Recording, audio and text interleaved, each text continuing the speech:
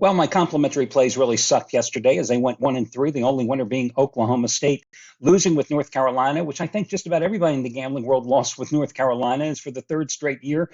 They lost to Georgia Tech. Go figure. I think Mac Brown and Lincoln Riley, they ought to teach a class on how not to hire defensive coordinators because I think those two are absolutely clueless. Just a thought. Also lost with Texas A&M. And my one and only Mid-American Conference Play of the Year with Ohio losing to Miami of Ohio as well. But the reality is this: 1-3 yesterday, 3-3 the previous Saturday, 4-1 the previous Saturday, and overall the complimentary plays in all sports combined over the past year, 94 and 79. And these are the plays I'm giving away. And of course, in the NFL over the past 5 weeks, I'm 15 and 7 with a push. And I've got your Sunday complimentary plays coming up in just a moment. Hi, everyone. Al DeMarco here, general manager, hell, I run the damn sites. I created the damn sites 22 years ago of DeMarcoSports.com. And before I get to your Sunday plays, I just want to tell you a quick little story which really sums up my whole attitude about complimentary plays and my philosophy, which has always been to bet one play as your best bet. And I will be the first to admit that when I was younger, especially when I was first betting in college and even before that, to be honest with you, if there were 22 sides on a given Saturday, I would figure out how to bet 24 of them. That was me. I mean, I just bet foolishly. And naturally, one day, the hammer hit me in the head and it was like, geez, you bet too many games, the odds are stacked against you, and the vig is just going to simply kill you. Fast forward many years later, I had a nationwide sports gambling show, and I do believe I was the very first guy ever to have a nationwide sports gambling show. It was called the Friday Night Quarterback. I was in 28 of the top 40 markets in the USA, and one of the fringe markets happened to be Honolulu. In conjunction with that, I also published a nationwide sports tip sheet for 5 years called the Friday Night Quarterback. Called the Player's Preference Playbook. See, I even forget how many businesses I had over the years, damn it. I'm getting old, Jesus. Got a call from a woman in Hawaii who explained to me that she got herself into a predicament. And yeah, it was a predicament for sure. Her husband was significantly older, in his 80s, a retired dentist, and she had gambled away over a couple $100,000 of their retirement because she was betting so much. She was in her 60s, early 60s, and she wanted to get professional advice. And I told her that I did not do one-on-one advisement. I just wasn't into that. I had my tip sheet. That was it. She called me a couple of times. She practically begged me for my help. So I told her that for $100 a month, I would give her $100 a month. I wasn't looking to make money. I just felt bad. And my wife felt bad too, hearing the story because she was on speaker. I would give her my single best bet on Saturday and Sundays, and that would be it. I went 5-0 with my first 5 plays.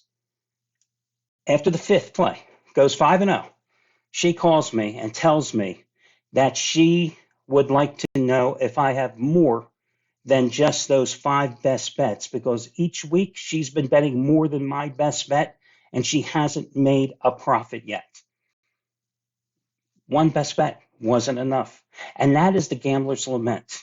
If I tell you that I have the lock of all locks, I have the one play that God is coming down from the mountaintop and spoken to me and whispered in my ear, and this is the game that will not lose, generally a gambler will say, hey, do you have another play? Do you have another second play that you really like just as much?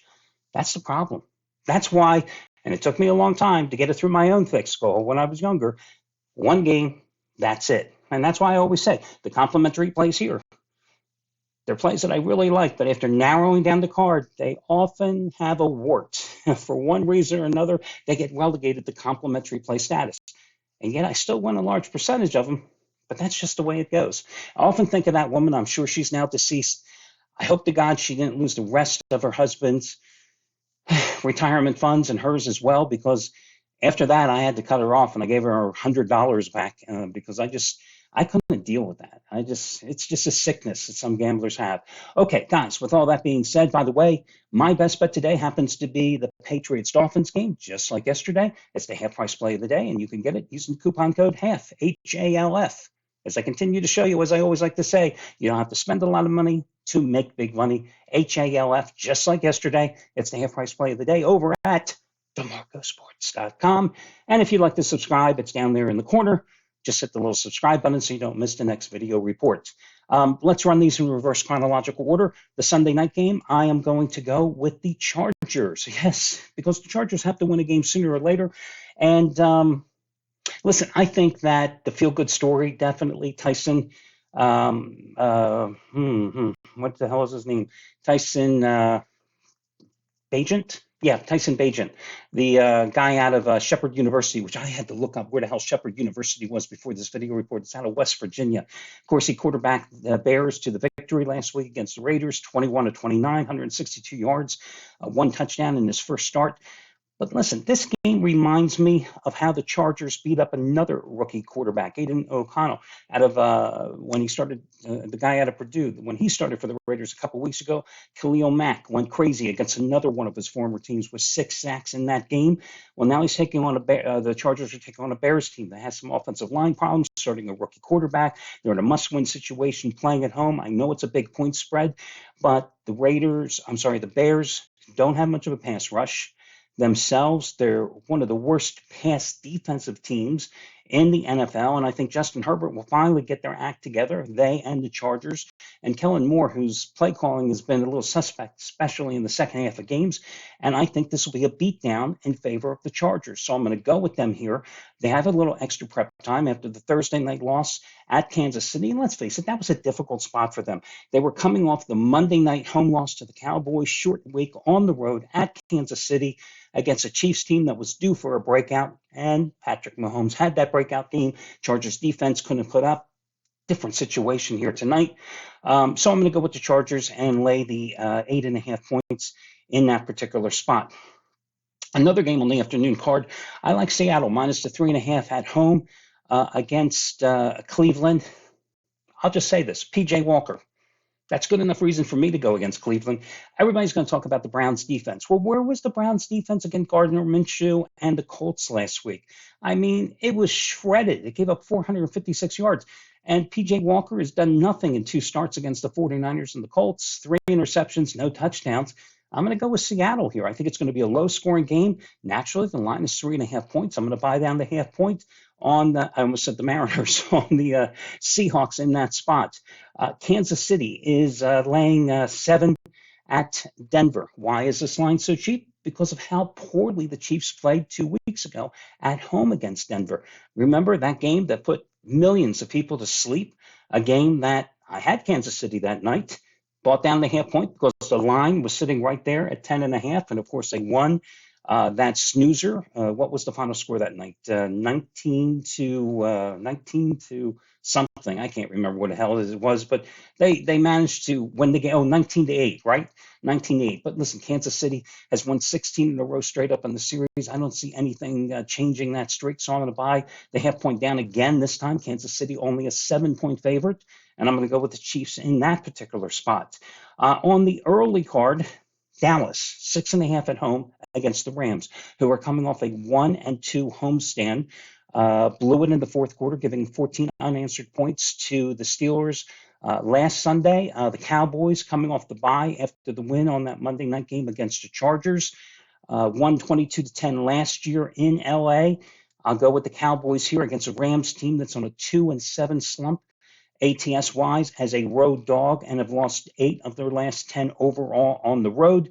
Cowboys on a 12-5 ATS run as a home or at home. And again, I'm going to go with them in this particular spot. And your final play, I like Jacksonville. Now, this is a road-weary team, the Jaguars, certainly. They do have a little bit of a benefit, having played Thursday night at New Orleans, a couple of extra days rest. But remember, they've only played 1 true home game over the past 5 weeks. So it is a difficult spot for the Jags. But I do like them here in a series where the road team has won 5 in a row and covered 4 of those 5. Every week the Steelers seemingly win, and then you look at the box score and you go, how the hell did they win the game? I mean, look at what happened against them with the Rams last week. 4 for 12 on third down. They were outgained by 50 yards. They were down 17-10 going into the fourth quarter of that game, but they got 14 unanswered points to win it. I just think the Jaguars are the better team, and they're going to be able to squeak off with the win here in another low-scoring game. I like Jacksonville. Now, before I recap the plays, let's talk about a game that I think a lot of people are probably going to ask me in the comments section about. So let me shoot that one in the foot before we get there. And again, I think it's kind of cool if you want to go ahead and comment and leave your best bets today. It is a gambling section, so do so. And if I get a chance, I'll release my opinions on your plays too. The Eagles today against Washington. This is a classic sandwich situation. You want to call it a trap game? That's cool too. They're coming off the big home win against Miami. Next week, they've got Dallas. You've got Jalen Hurts having some type of knee injury, but no one's going to tell you exactly what it is. They've got a couple of key defensive injuries as well. Did they struggle against Washington at home earlier this season where they had to go into overtime to escape with the 34-31 win? You bet you they did. I just think it's a very difficult spot. Remember what happened to the Eagles against the Jets earlier, just a couple of weeks ago. I'm not saying they're going to lose the game, but I sure wouldn't play them straight up, which leads me to potential teaser teams that you should consider today. You know how I love teasers, and what's my ideal scenario with teasers? Taking teams that are anywhere from 6 to 10-point favorites, bringing them down in a 2-team, 7-point teaser. So let's talk about some of them. I think ideal teams to tease today. Dallas, -6.5 at home. Are the Cowboys going to lose straight up at home? Miami, -8.5 at home. Are the Dolphins coming off a loss, now back at home, playing a bad team, going to lose straight up? They've lost to good teams, Buffalo and Philadelphia, but they've beaten all the bad teams. Do you know, by the way, the Dolphins have only beaten one team above 500 going back to the midpoint of last season, and that was a Lions team that finished 9-8 last year?